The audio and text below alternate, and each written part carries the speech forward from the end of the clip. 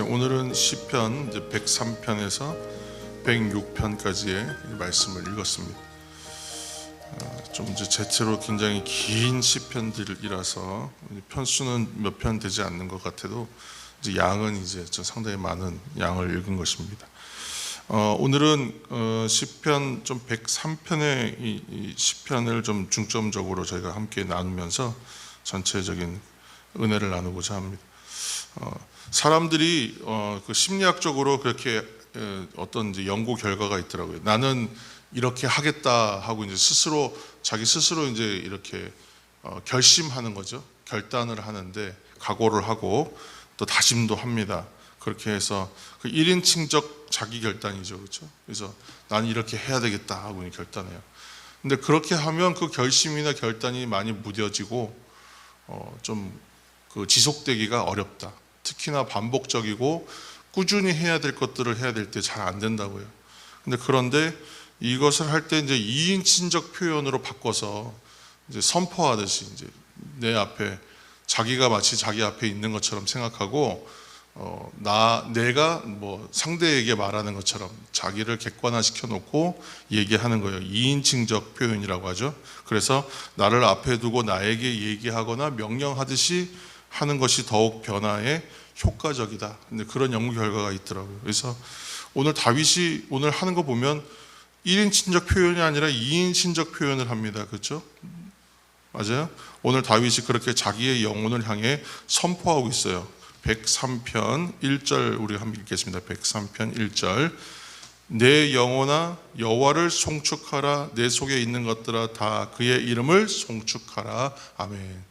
스스로 결단하는 것이 아니라 자기가 앞에 있다고 생각하면 여호와를 송축하라 하고 이제 명령하듯이 자신을 향해서 그렇게 2인칭적 표현으로 하고 있습니다.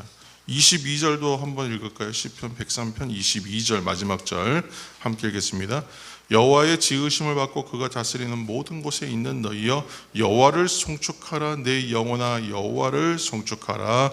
아멘.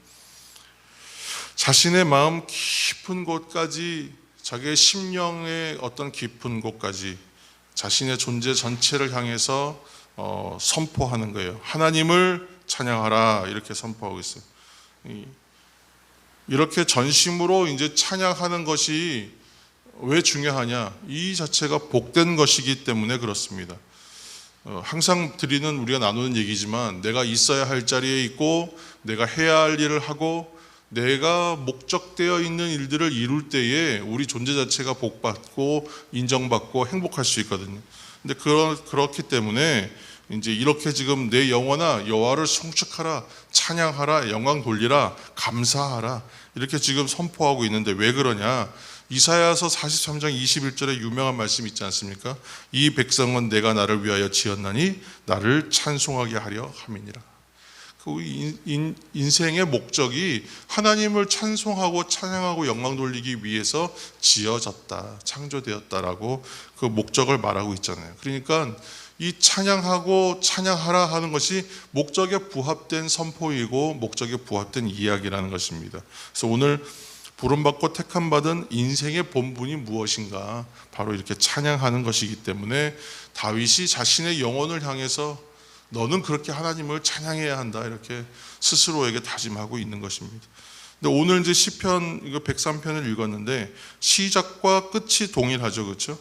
송축하라로 시작해서 송축하라로 끝나요.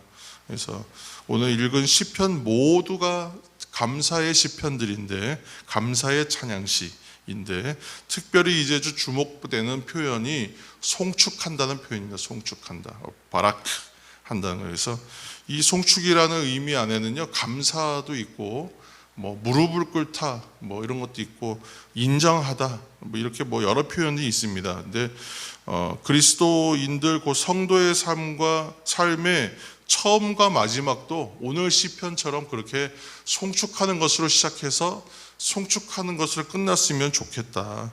그래서 곧 감사의 삶이라고 또 찬양의 삶이었으면 좋겠다. 그렇게 이제 생각하면서 오늘 이 말씀을 좀 읽었는데 우리는 그래서 처음에 시작이 보면 구원의 감격부터 시작하는 거거든요. 여러분 은혜의 때를 생각하시면, 첫사랑의 은혜나 처음 은혜의 때를 생각하시면 어땠습니까? 그러면 저는 그때 회개가 터지면서 눈물 콧물 흘리면서 막 그렇게 은혜를 받았습니다. 그런 고백들이나 간증들이 굉장히 많은데, 그거 왜 그러냐면 그것이 구원의 감격이잖아요.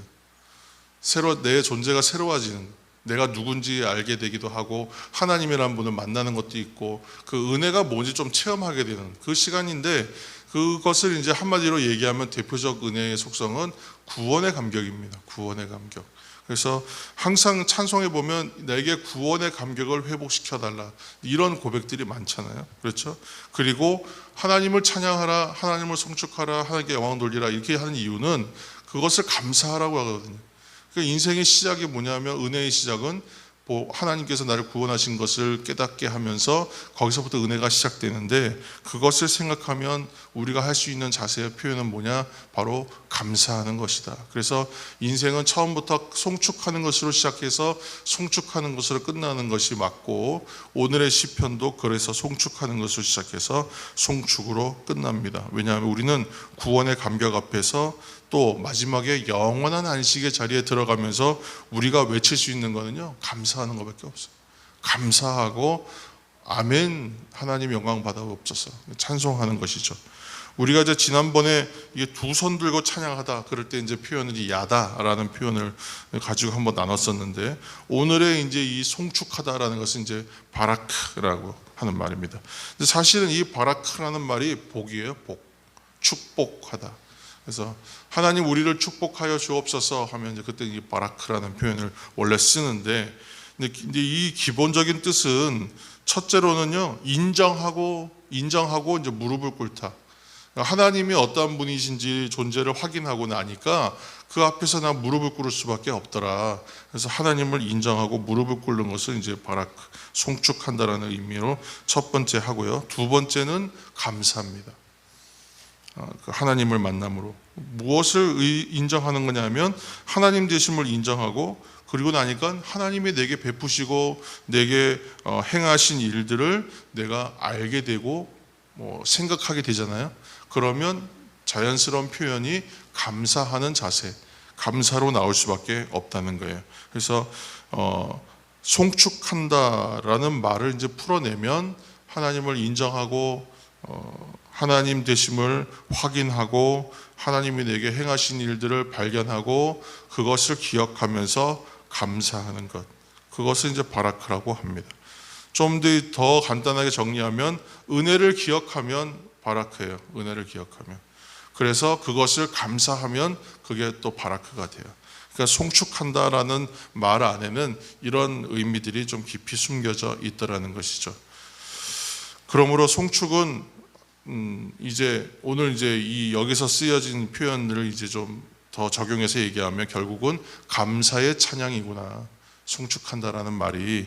그래서 하나님께서 행하심을 기억하며 감사로 드리는 찬양이 송축하는 것이다. 근데 결국 여기서 중요한 건 뭘까요? 또 의미가 제가 지금 너무 많이 좀 늘어놓고 있는데, 감사하려면 하나님을 만나야 되고 그 은혜를 알고 생각해야 된다고 했는데, 사실은 더 정확하게 얘기하면 기억할 수 있어야 되는 겁니다. 기억할 수 있어요. 사람들은 자꾸 망각하거든요. 좋았던 때를 잊어버려요. 무엇이 좋았는지를 잊어버려요. 그리고 그때에 정말 기가 막힌 방법으로 하나님 구원하시고, 기가 막힌 방법으로 피하게 하시고, 기가 막힌 방법으로 회복하게 하셨던 것을요, 그때의 그 감격과 떨림을 기억을 못해요. 잊어버려요. 무뎌지더라고, 사람이.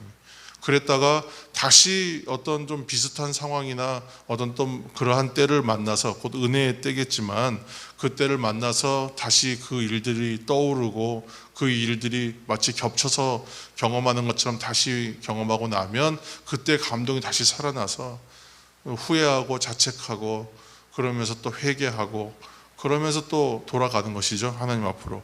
그것처럼 송축한다라는 의미 안에는 하나님을 기억하라, 하나님을 생각하라, 하나님을 발견하라, 그리고 감사하라, 그리고 찬양하라, 그런 의미들이 숨겨져 있습니다. 그래서 다윗이 오늘 자기 스스로에게 가리켜서 그것을 마치 하나님이 나에게 행하셨던 일들을 잊지 않으려고 하는 것처럼, 그죠? 각오하는 것처럼, 결단하는 것처럼, 되새기게 하는 것처럼 내 영혼아 여호와를 송축하라, 그렇게 지금 얘기하고 있어요.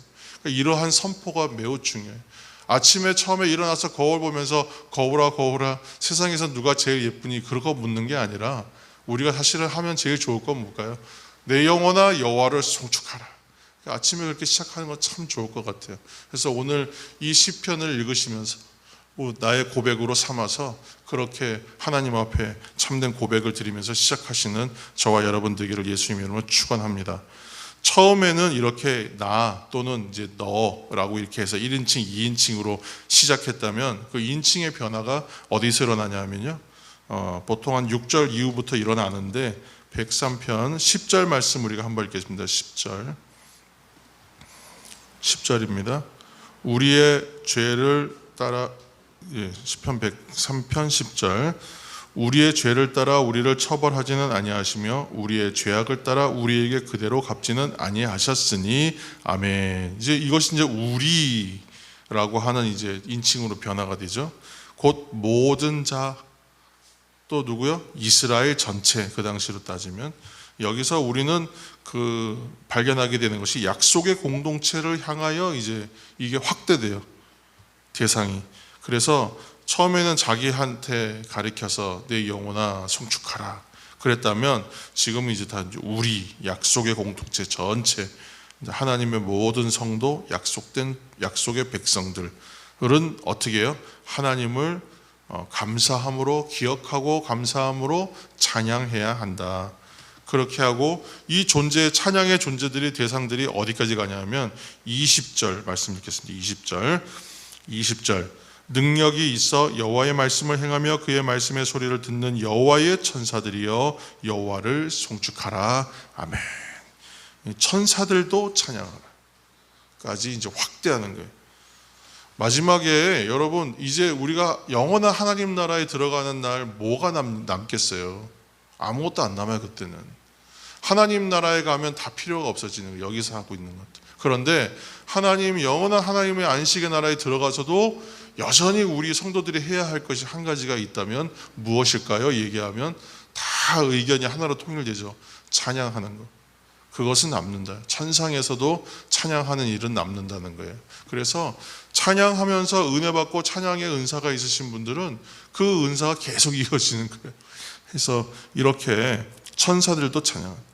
이처럼 하나님과 인격적인 관계에 있는 존재로서의 성도들과 천사들이 찬양해요. 여기서 인격적이란 말이 중요합니다. 하나님과 인격적인 관계에 있는 사람들, 있는 존재들만 찬양할 수 있어요. 하나님과 인격적 관계가 아닌 존재들은 찬양하지 않죠. 또 두 번째는 찬양할 수가 없어요. 모든 동물들이 찬양하지 않거든요. 찬양할 수가 없거든요. 이거는 하나님께서 특별히 인격적 관계로 맺으신 그 존재들만 찬양할 수 있는 거기 때문에 찬양은 특권이에요.